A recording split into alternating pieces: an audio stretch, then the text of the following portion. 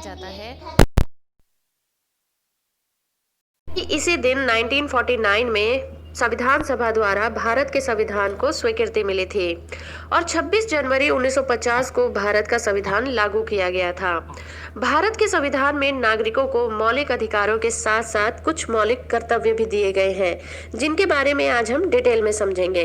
तो video start करने से नियम 1976 द्वारा हमारे संविधान के भाग 4 में मौलिक कर्तव्य शामिल किए गए थे।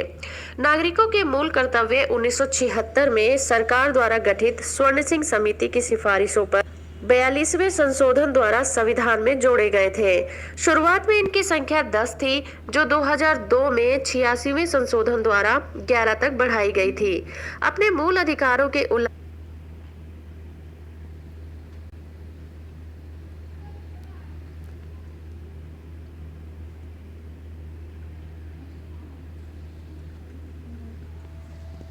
उल्लंघन पर जिस तरह हम कोर्ट का दरवाजा खटखटाते हैं और अपने मूल अधिकारों को लागू करवा लेते हैं, पर मूल कर्तव्यों के उल्लंघन पर कोई औपचारिक प्रावधान हमारे संविधान में नहीं किया गया है।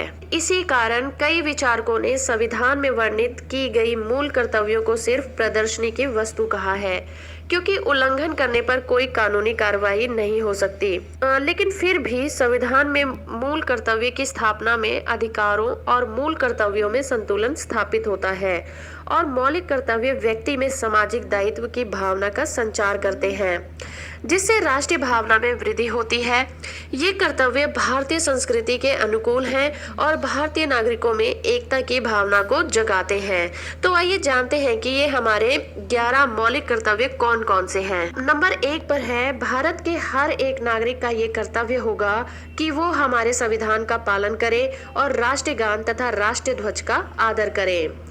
नंबर 2 पर, भारत की स्वतंत्रता के लिए हमारे राष्ट्रीय आंदोलन को प्रेरित करने वाले ऊंचे आदर्शों को हमारे हृदय में संजोए रखे और उनका पालन भी करें। नंबर 3, भारत की एकता और प्रभुता, एकता और अखंडता की रक्षा करे और उसको बनाए रखे। नंबर 4, देश की रक्षा करे और जरूरत पड़ने पर राष्ट्र की सेवा भी करे। नंबर 5 पर है कि भारत के सभी नागरिकों के दिलों में एकता और भाईचारे की भावना का निर्माण करना और धर्म, भाषा, प्रदेश, जाति के आधार पर भेदभाव ना करना और ऐसी प्रथाओं का त्याग करना जिसमें महिलाओं का सम्मान नहीं किया जाता। नंबर 6 पर है कि हर एक नागरिक हमारी सामाजिक संस्कृति की गौरवशाली परंपरा के महत्व को समझे और उनका परीक्षण भी करे। नंबर 7 पर, प्राकृतिक पर्यावरण जिसके अंतर्गत झील, नदी और वन्य जीव जंतु आते हैं, उनकी रक्षा करे और हर जीव जंतु के लिए मन में दया की भावना रखे। नंबर 8 पर है, वैज्ञानिक दृष्टिकोण, मानववाद और ज्ञान अर्जन में सुधार की भावना का विकास करना। नंबर 9 पर है, सार्वजनिक संपत्ति को सुरक्षित रखना, उन्हें किसी तरह का नुकसान न पहुंचाना और हिंसा से दूर रहना। नंबर 10 पर है, व्यक्तिगत और सामूहिक गतिविधियों के सभी क्षेत्रों में विकास की ओर आगे बढ़ने का प्रयास करना, जिससे कि हमारा देश आगे बढ़ने की निरंतर कोशिश और उपलब्धि की नई ऊंचाइयों को छुए। नंबर 11 पर है, अभिभावकों का यह कर्तव्य होगा कि वो अपने 6 से 14 साल के बच्चों को शिक्षा प्राप्त करने के लिए पूरे अवसर देंगे। तो ये थे हमारे 11 मूल कर्तव्य या फंडामेंटल ड्यूटीज। अब बात करते हैं हमारे फंडामेंटल ड्यूटीज और हमारा सुप्रीम कोर्ट। सुप्रीम कोर्ट ने मई 1998 में भारत सरकार को अधिसूचना जारी किया कि राज्य का कर्तव्य है कि मौलिक अधिकार के बारे में जनता को शिक्षित करे, ताकि अधिकार तथा कर्तव्य के मध्य संतुलन बना रहे। इस अधिसूचना के बाद भारत सरकार ने एक समिति का गठन किया, जिसके कार्य कुछ इस प्रकार हैं।